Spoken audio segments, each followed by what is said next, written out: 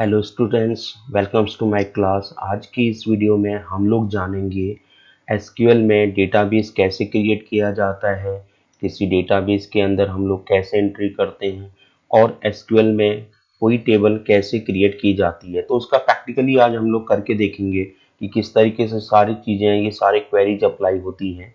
तो कोई भी डेटाबेस क्या हुआ है, देखिए जहाँ पे सारी डेटा और इंफॉर्मेशन सेव्ड होती है टैबुलर फॉर्म में, उसको हम लोग डेटाबेस कहते हैं।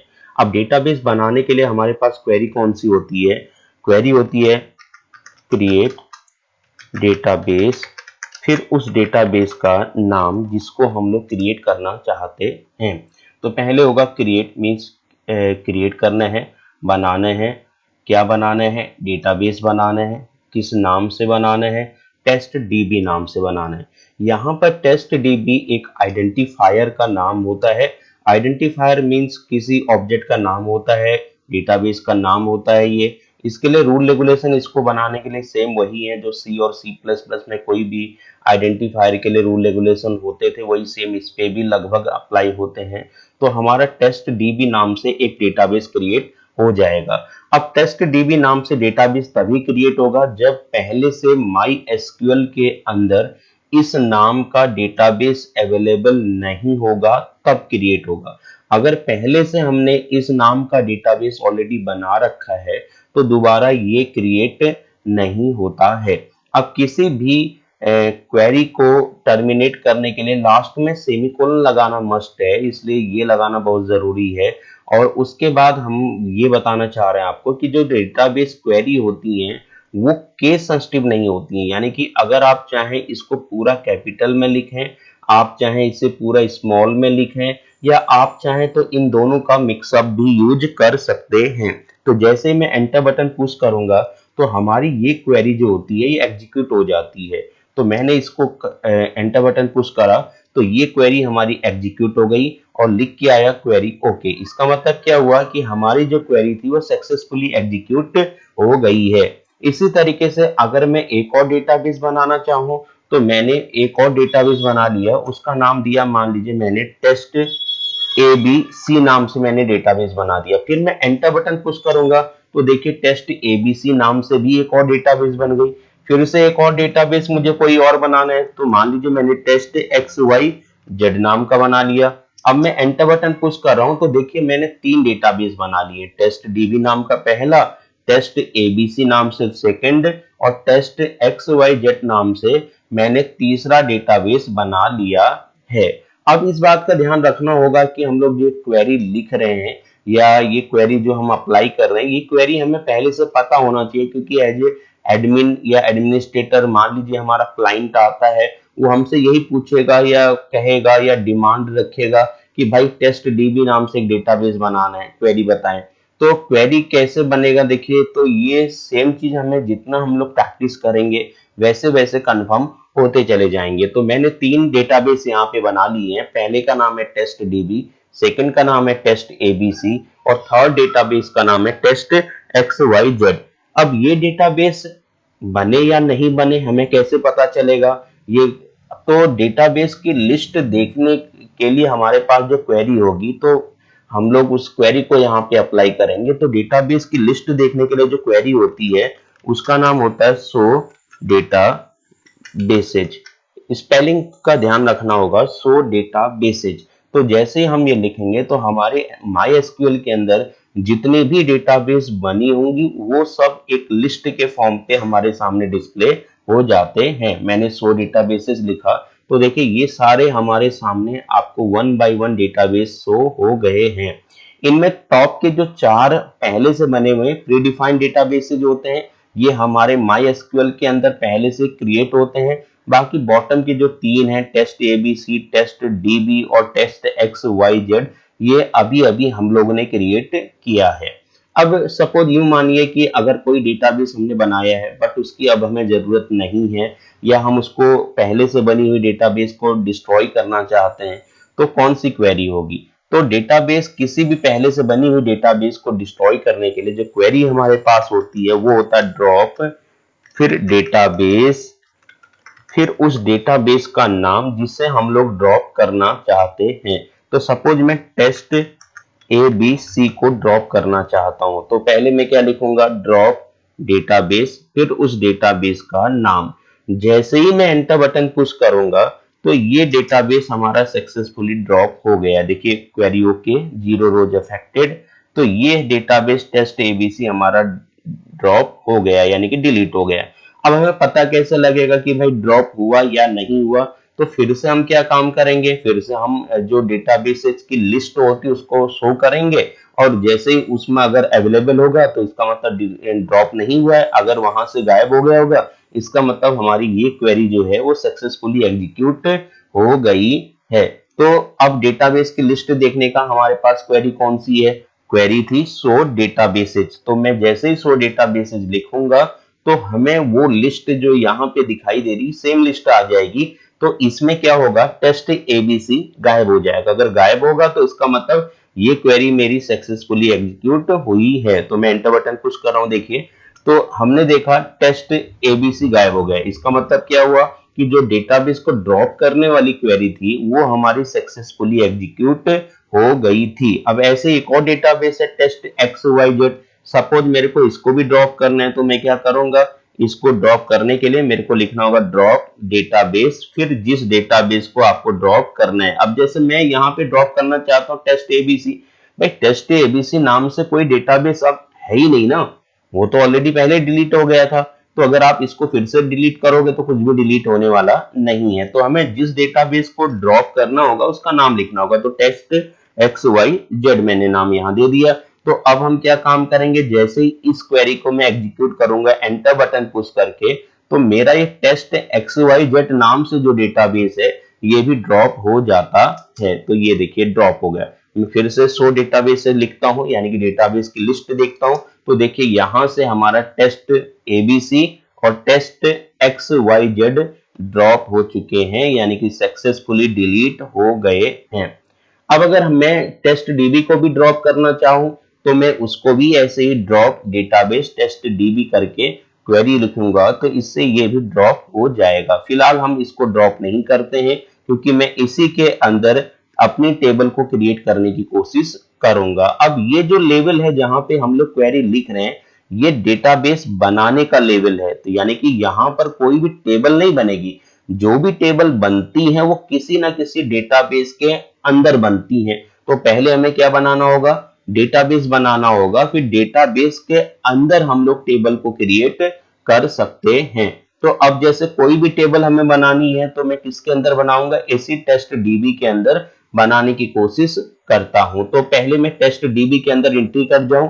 तो टेस्ट डीबी के अंदर एंट्री करने के लिए मुझे क्या लिखना होगा, यूज, फिर उस डेटाबेस का नाम जिसके अंदर हम लोग एंटर होना चाहते हैं। तो मैंने लिखा यूज टेस्ट डीबी, यानी कि अब हमारी क्वेरी जो एग्जीक्यूट होंगी वो सारे टेस्ट डीबी डेटाबेस के अंदर एग्जीक्यूट होंगी। यानी कहने का मतलब क्या हुआ, अब अगर मैं टेबल क्रिएट करता हूं तो वो सारी टेबल मेरी टेस्ट डीबी डेटाबेस के अंदर ही क्रिएट होंगी। तो मैंने यहां लिखा यूज टेस्ट डीबी, यानी कि अब हम टेस्ट डीबी के अंदर एंट्री कर गए हैं।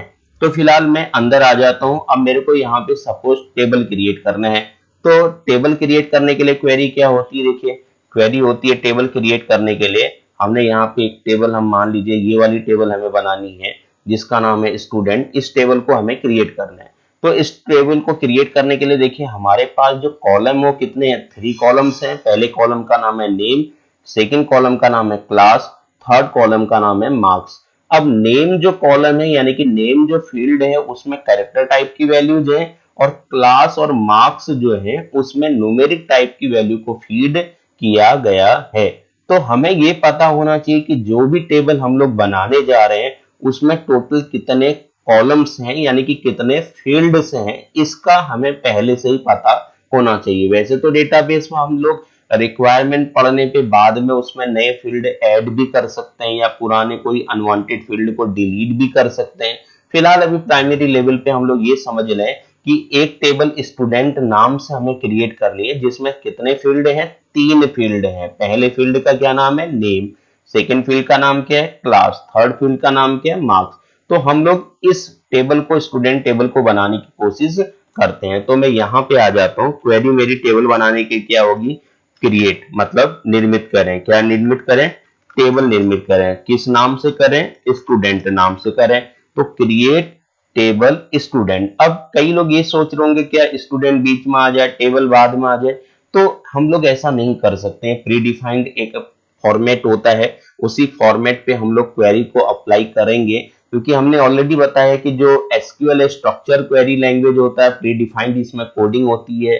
तो यहाँ पे हम लोग केवल उस चीज को अप्लाई कर सकते हैं, यानी कि व्हाट टू डू, ये चीज हम अप्लाई करेंगे कि हमें करना क्या है, बस केवल ये चीज। लेकिन हाउ टू डू, अब वो हुआ कैसे, इससे हमें कोई लेना देना नहीं होता है। तो कहने का मतलब ये है कि हम लोग जो प्री फॉर्मेटेड हमारे पास क्वेरी का पैटर्न है, सेम उसी चीज को अप्लाई कर पाएंगे। तो क्रिएट मींस निर्मित करें, क्या करें? टेबल करें। किस नाम से करें? स्टूडेंट। अब ये बेसिक्स के अंदर हम उन फील्ड का नाम लिखेंगे जो मुझे बनानी है। अब हमें ये ध्यान रखना होगा कि जो हमारी ओरिजिनल टेबल थी उसमें पहला फील्ड था नेम, सेकंड था क्लास और थर्ड था मार्क्स। हमें उसी ऑर्डर को भी यहाँ पे फॉलो करना होगा। तो मैं यहाँ पे पहले फील्ड का क्या नाम हो गया? नेम हो गया। उसमें कैसा डेटा में एंट्री करूं? कैरेक्टर टाइप का। साइज कितना हो गया? 15, यानी कि मैक्सिमम 15 कैरेक्टर का डेटा हम लोग इसमें इनपुट कर पाएंगे। सेकेंड फील्ड का नाम क्या होगा? क्लास। अब यहाँ क्लास में कैसा डेटा हमने लिया? इंट, और मैंने साइज क्या दे दिया? 2 बाइट। यानी कि कहने का मतलब क्या है, इसमें ये 2 जो हो गया बाइट्स में हम वैल्यू को स्टोर कर सकते हैं, यानी कि कोई भी इंटीजर टाइप की वैल्यू जिसका साइज 2 बाइट के बराबर हो, उस वैल्यू को क्लास के अंदर स्टोर कर पाएंगे। और नेम जो फील्ड है उसमें मैक्स कैरेक्टर टाइप का वैल्यू होगा, और मैक्सिमम कितने कैरेक्टर्स होंगे? 15 कैरेक्टर स्टोर करा पाएंगे। और यहाँ पे क्लास हो गया, ठीक है, सेकंड फील्ड का नाम है क्लास, और उसमें कैसा डेटा टाइप लिख पाएंगे? आईएनटी टाइप का डेटा हम लोग इनपुट कर पाएंगे। साइज कितना होगा? 2 बाइट होगा। फिर इसके बाद थर्ड फील्ड है मेरा मार्क्स। मार्क्स में भी मैं आईएनटी ले लेता हूं, यहां भी मैंने साइज दे दिया 2 बाइट्स। और फिर इसके बाद में ये क्वेरी हम क्लोज यहाँ पे कर देंगे। तो यानी मार्क्स में आईएनटी टाइप का डेटा और उसका साइज कितना होगा? 2, और लास्ट में सेमी कोलन लगाना जरूरी होता है। तो जैसे मैं एंटर बटन पुश करूंगा तो देखिए ये टेबल हमारी ऑलरेडी सक्सेसफुली क्रिएट हो चुका है। अब इस टेबल के अंदर सपोज मुझे वैल्यूज एंट्री करनी है। अब वैल्यूज कौन सी एंट्री करनी है? हम चाहे वैसे कोई भी वैल्यू एंट्री कर सकते हैं, बट अभी मैं इस टेबल को, स्टूडेंट टेबल को अगर क्रिएट कर रहा हूं, मैं चाहता हूं कि सेम यही वैल्यूज मेरी टेबल के अंदर एंट्री हो जाए, जिससे मैं इजिली इनको समझ पाऊं कि कैसे इस डिमांड के अकॉर्डिंग के टेबल को हम लोग क्रिएट करेंगे। तो इसलिए मैं इसी सेम रिकॉर्ड को इसके अंदर एंट्री करने की कोशिश करता हूं। तो पहला है वंशिका 715। तो मेरे को इसके अंदर रिकॉर्ड एंट्री करना है। तो रिकॉर्ड एंट्री करने के लिए जो क्वेरी है, इंसर्ट क्वेरी का यूज करेंगे। इंसर्ट इनटू, फिर टेबल का नाम इंसर्ट इनटू स्टूडेंट, फिर मैंने लिखा वैल्यूज। तो इसका मतलब क्या है? इंसर्ट मींस इंटर करिए, इनटू मींस मैं स्टूडेंट टेबल में आपको एंट्री करनी है। क्या एंट्री करना है? वैल्यूज। अब जो वैल्यूज हम लोग फीड करते हैं उसका ऑर्डर हमें ध्यान रखना होगा। पहली वैल्यू कौन सी है? नेम के अंदर स्टोर करना है। सेकंड किसके अंदर? क्लास के अंदर। थर्ड किसके अंदर? मार्क्स। ये ऑर्डर हमारा गड़बड़ नहीं होना चाहिए कि जैसे हमने ओरिजिनल जब टेबल बनाई थी, पहले हमारा नेम फील्ड है, सेकंड नंबर पे क्लास फील्ड है, थर्ड नंबर पे मार्क्स फील्ड है। तो मुझे इस बात का ध्यान रखना होगा कि पहले नेम की वैल्यू एंट्री करनी है, देन क्लास की, फिर लास्ट में मुझे मार्क्स की वैल्यू इनपुट करनी होगी। तो पहली वैल्यू कौन सी है? वंशिका। ये वंशिका हो गया। अब उनका क्लास कौन सा है? क्लास लिखा है 7 और मार्क्स है 15। तो मैंने लिखा क्लास 7 और मार्क्स लिखा 15। अब इसके बाद में मैं जैसे एंटर बटन पुश करूंगा तो ये फर्स्ट रिकॉर्ड हमारी टेबल के अंदर सेव हो जाएगा। अब एक बात ध्यान देने वाली बात है कि 7 और 15 तो हमने सिंगल कोट्स में नहीं लिखा, लेकिन जो वंशिका है इसको सिंगल कोट्स में लिखा है। रीजन क्या है? देखिए, हमारा जो वंशिका है वो नेम फील्ड के अंदर स्टोर होने वाला है, 7 जो है क्लास के अंदर स्टोर होगा, 15 जो है वो मार्क्स के अंदर स्टोर होने वाला है। अब यहाँ वंशिका को मैंने सिंगल कोट्स में इसलिए लिखा क्योंकि वंशिका जाएगा नेम फील्ड के अंदर, और नेम के अंदर कैसा डेटा हमें इनपुट करना है? कैरेक्टर टाइप का। अब ध्यान रखिएगा, MySQL में कोई कैरेक्टर टाइप की वैल्यू और स्ट्रिंग टाइप की वैल्यू को सिंगल कोट्स में लिखा जाता है और न्यूमेरिक वैल्यू विदाउट कोट्स के अंदर लिखा जाता है। जबकि सी और C++ या जावा में क्या होता है? कोई भी कैरेक्टर सिंगल कोट्स में जाता है, स्ट्रिंग डबल कोट्स में जाता है, और न्यूमेरिक वैल्यू विदाउट कोट्स जाता है। तो MySQL में ये कैरेक्टर है यानी कि स्ट्रिंग है, तो स्ट्रिंग किस में जाता है, सिंगल कोट्स के अंदर जाता है, इसलिए हमने इसको सिंगल कोट्स में लिख लिया है। अगर ये भी कैरेक्टर टाइप का ना हो कि कोई और डेटा टाइप होता जैसे इंट होता, तो तब हम इसको भी सिंगल कोट्स में नहीं लिखते। मैं एंटर बटन पुश कर लेता हूं, तो फर्स्ट रिकॉर्ड देखिए मेरा सक्सेसफुली स्टोर हो गया है। अब मुझे सेकंड रिकॉर्ड भी स्टोर करना है, तो सेकंड रिकॉर्ड क्या है, नाम है अजय, क्लास है 6 और मार्क्स है 17।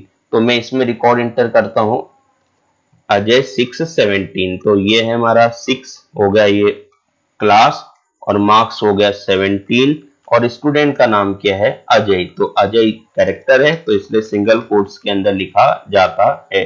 तो जैसे ही मैं एंटर बटन पुश करूंगा तो ये सेकंड रिकॉर्ड भी हमारा सेव हो जाता है।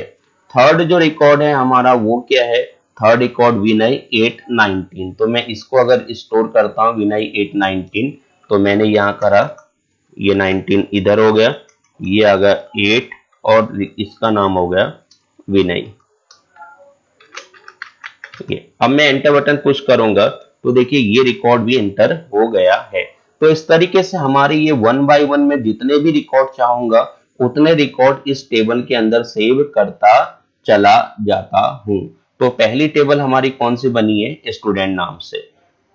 तो अब सपोज हमें फोर्थ रिकॉर्ड एंटर करना है, तो फोर्थ रिकॉर्ड क्या है, महेश 9 16। तो मैं ऐसे ही इसको भी लिख लूंगा महेश 9 16। तो मैंने ऐसे ही लिखा, यहाँ आ गया 16 और यहाँ आ जाएगा 9 और यहाँ आ जाएगा महेश। अब मैंने एंटर बटन पुश करा तो ये रिकॉर्ड एंटर हो गया है। तो इस तरीके से वो 1 बाय 1 इन टेबल्स के अंदर रिकॉर्ड को सेव कर लेता हूं। अब एक चीज का ध्यान रखना है, ये तो वो हो गई कि अगर मान लीजिए कोई टेबल हमारा बना हुआ है, उसके सभी फील्ड्स में अगर मुझे रिकॉर्ड एंटर करने हैं, तो मैं इस तरीके से इन 5 जो चार तरीके मैंने इससे पहले यूज करे, तो उन सभी तरीकों का मैं यूज करूंगा। लेकिन अगर कई बार ऐसा होगा, जैसे हमारी जो टेबल बनी वो स्टूडेंट नाम से बनी, उसमें 3 फील्ड थे, फर्स्ट फील्ड था नेम, सेकंड फील्ड था क्लास, लास्ट फील्ड था मार्क्स। सपोज आप यूं मान के चलिए कि हमें उन 3 फील्ड में से किन्हीं 2 फील्ड में वैल्यू एंट्री करनी है या किसी एक फील्ड में वैल्यू एंट्री करनी है, तो तब हम कैसे इस रिकॉर्ड को एंट्री करेंगे। तो उसके लिए हमें थोड़ा सा क्वेरी में बदलाव करना होगा। जैसे मैं चाहता हूं केवल नेम फील्ड के अंदर रिकॉर्ड एंट्री हो, बाकी मार्क्स और क्लास में ना हो, तो उसके लिए मुझे क्या करना होगा, इंसर्ट इनटू स्टूडेंट। इंसर्ट मतलब एंटर करिए, किसमें करिए, स्टूडेंट में। अब ऐसे में स्पेसिफिक फील्ड में अगर हमें वैल्यू एंट्री करनी है, तो टेबल के बाद ब्रैकेट के अंदर हमें उस फील्ड का नाम लिखना होता है जिसके अंदर हम वैल्यू एंट्री करना चाहते हैं। तो मुझे किसके अंदर करना है, नेम के अंदर। अब वैल्यू कौन सी एंट्री करनी है, मैंने इसमें लिखा राजू। तो ये रिकॉर्ड हमारा एंटर हो जाएगा, ये देखिए, ठीक है। तो यानी कि अगर आपको तीनों फील्ड में रिकॉर्ड एंट्री करना था, तीनों मतलब सभी फील्ड में करना था, तब तरीका ये वाला था। अगर आप स्पेसिफिक किन्हीं एक में या 2 फील्ड में वैल्यू एंट्री करनी, तब ये तरीका। जैसे मान लीजिए अगला हमारा क्वेश्चन क्या है, हमने कहा आपसे कि भाई स्टूडेंट टेबल के आप नेम और मार्क्स फील्ड में वैल्यू एंट्री करिए। तो मैं यहाँ पे क्या लिखूंगा, किन किन फील्ड में करना है, नेम में करना है और किस में करना है, मार्क्स में करना है। अब यहां पहले कौन लिखा मैंने, नेम, यहां कौन लिखा, मार्क्स। तो जो वैल्यू दी जाएंगी वहां पर भी हमें ध्यान रखना है कि यहां पर पहले क्या होगा, नेम वैल्यू होगी और बाद में क्या होगा, मार्क्स। तो मार्क्स हो गया 45, तो ये वैल्यू एंट्री हो जाती है। अब अगर मैं यहां पहले मार्क्स दिया होता, बाद में नेम होता, तो वैसे यहां भी पहले मार्क्स और बाद में नेम होता। तो हम इस तरीके से किसी स्पेसिफिक कॉलम में अगर या फील्ड में मुझे वैल्यू एंट्री करनी है, तो मैं ये तरीके का यूज कर सकता हूं।